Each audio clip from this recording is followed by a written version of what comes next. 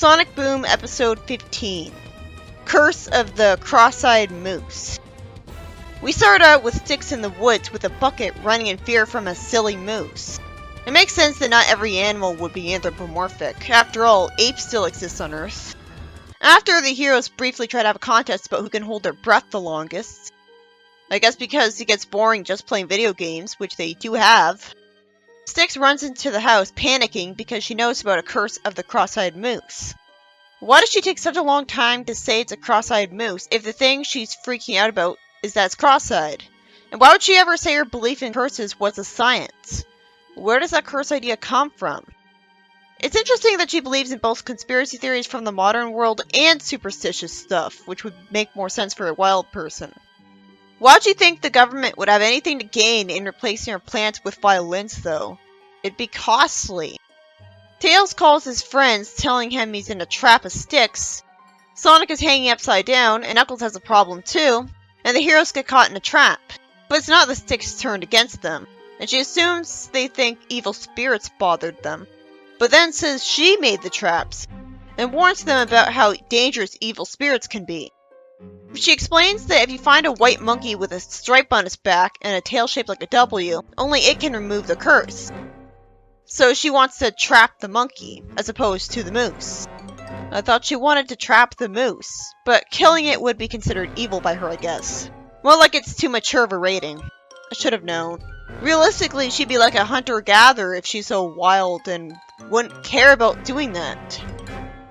The heroes go on a walk through the jungle, briefly walking on a log that rolls into the river, and since they're following Styx, Sonic has to stay at her speed. How does Styx know where to go? If she knows what direction to head in, logically why doesn't she point that direction and tell Sonic to run there carrying her, and then tell him when to stop? They get to a place with a sign on it, and the heroes are all bothered in various ways by the supposed safe path. Styx is talked to condescendingly by an irate civilian who says he's put out of the curse-curing business. If he can actually cure curses, well, why is he so reluctant to break them? Wouldn't he charge a lot of money for it? He's a lazy jerk to not want to do this. He tells them that if they complete some tests to pad out the episode, prove themselves, he'll free them from the curse. Why is he being so difficult? What a jerk. He really should have become a dermatologist like his brother. And Knuckles tells him to look at his rash, apparently assuming that his brother shared his knowledge with him. The heroes have to go picking avocados. Then they have to squeeze lemons. And then they have to search the forest for the ripest tomatoes and crush them to a paste with the best rocks on the mountain. It turns out he made them make guacamole for him. Never had that. Then they're told to do his laundry too, by washing them in the river? How the hell could technology in general be so backwards on this planet when Eggman has robots? How advanced is he? Out of nowhere, speaking of Eggman, he shows up to get a curse removed. He says he's here about the curse of the cross-eyed moose, and his accountants had insisted he diversify his evil deeds, as an excuse because he says he doesn't believe in curses. Is he just lying? He has to be. Why would he have loyal accountants who would give him genuine evil advice? He sends his badniks after the curse remover I almost called the bad guy, who goes back into his house, and the heroes destroy them all. At least it was fun to see Styx ride on one of the buzz bombers and crash it to destroy it. That's what gets me really excited about these fights. Just have something happen that doesn't usually happen for once. Like Styx swinging by on a vine to rescue the curse remover from a badnik. That was cool and took advantage of her jungle dwellerness. The action scenes really would wow me and would all feel worth it if, on a regular basis, unexpected creative stuff happened. Or at the very least, most of the focus was put on the badniks being defeated by something other than a spin attack or hammer attack, because that's been done to death. But I guess they only have so many creative juices, so they have to have that be what happens most of the time. We also have Knuckles beating badniks by jumping on top of them, which seems to make more sense with a bigger version of Knuckles. Then he complains about the mess they made and accuses them of ruining his laundry. But thankfully he does break the curse because they saved his life. Is he a con man? How did the legend of the curse even get started? I'm shocked that I didn't get told that from the start. I thought it was something Styx made up at first, but then this guy talked as if he knew about the curse. Then Styx panics that a certain spider is 11 years bad luck, and says they have to go in a lake and bathe in the mud. Where do these dumb beliefs start? It's like the whole premise of the story was forced. This was a good episode, I found it interesting. Styx led the heroes to a curse remover because she met a cross-eyed moose who somehow wasn't found by predators then, with his cross-eyedness. And Eggman goes to him and sends Badnuts after him and the heroes. It's sad when the whole plot can be summed up that quickly. I just hate the fact that there's no explanation for where the cursed belief came from. I always assumed we'd be told a story explaining that. That's usually how these beliefs start. Why would anyone start believing the cross-eyed moose was evil in the first place if there was never any evidence, never any genuinely terrible things happening near it?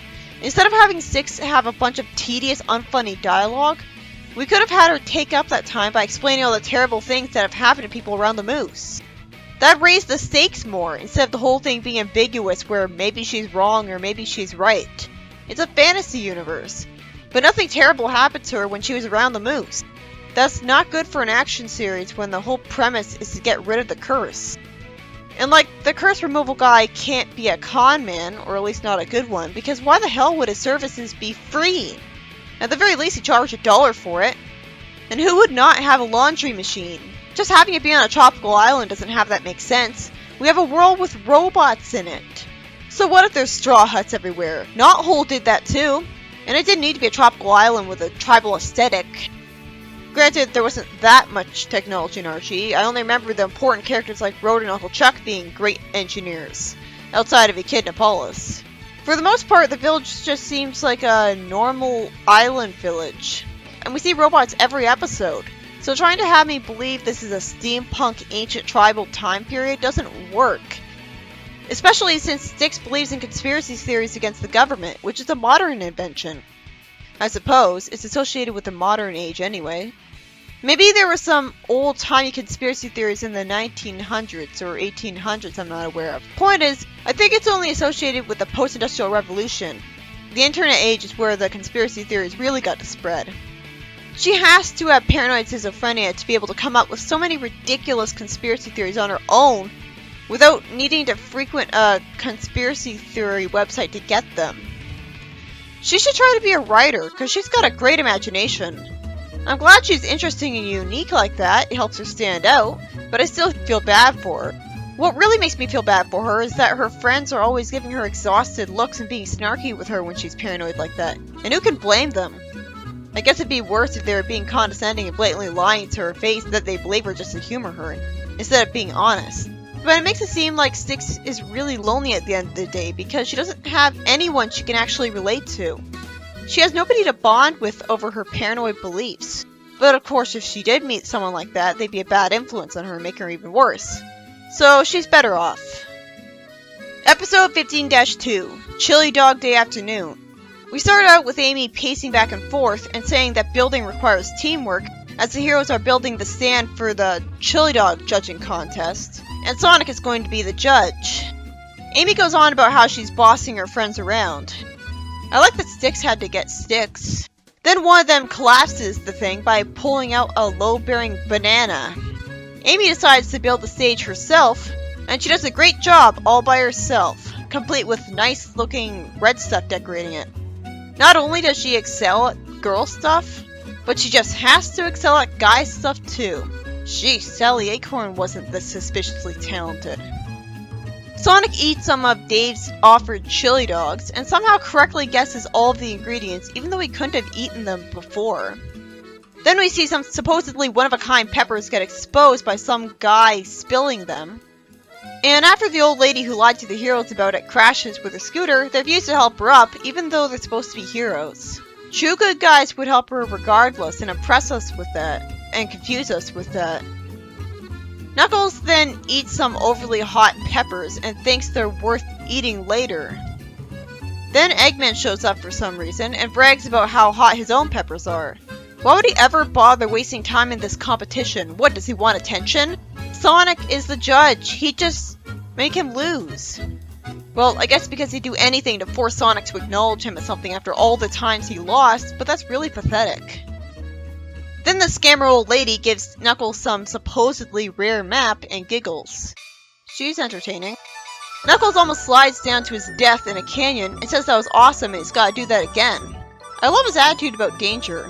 Then we see him constantly slide down a slippery stone staircase in a mountain, before finally getting up it perfectly with his knuckle spikes.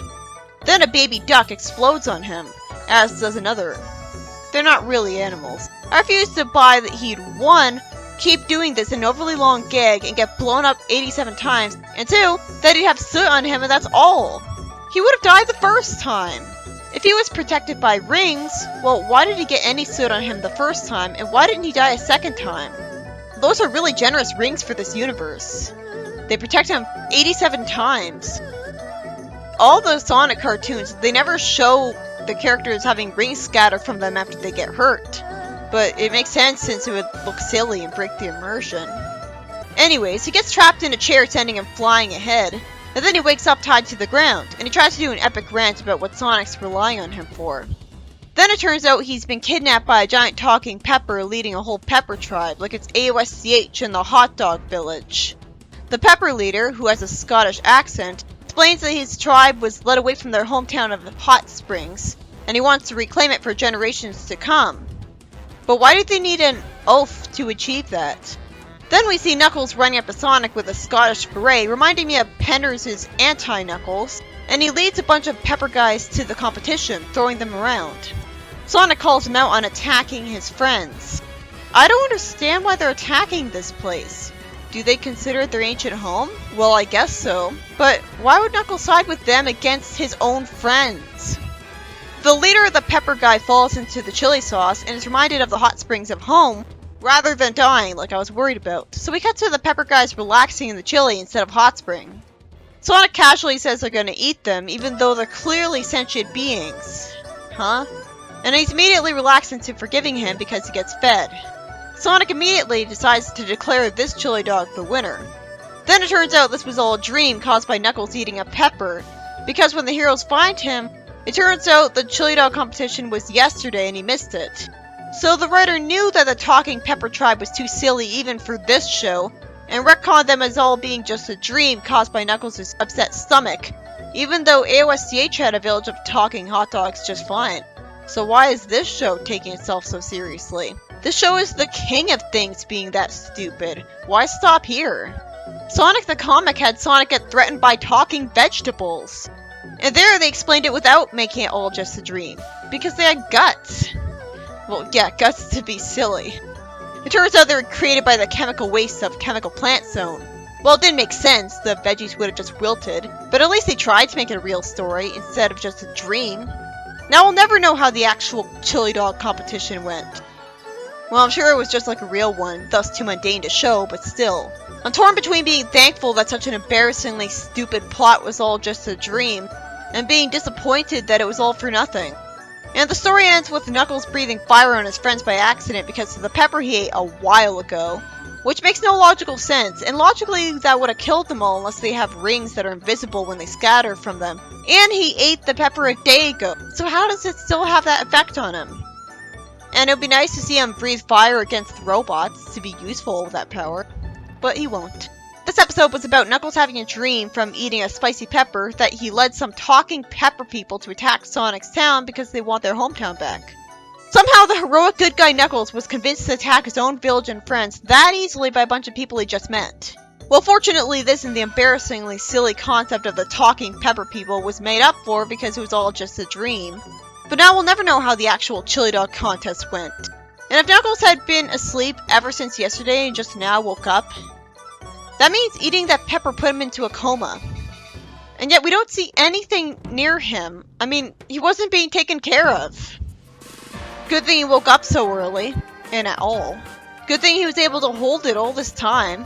I just don't think passing out in the middle of the day for an entire 24 hours because you ate a pepper is realistic. But then again, I never researched the effects of eating peppers, and this is a fantasy universe. So maybe that's just what the pepper does on this planet. But you'd think it'd be such a famous pepper then that he'd be warned not to eat it. It's just my luck that the first and possibly only time we've had history established in this world has been all just a dream. So the village wasn't built on some people's stolen homeland. That'd be too interesting and get us invested in the world.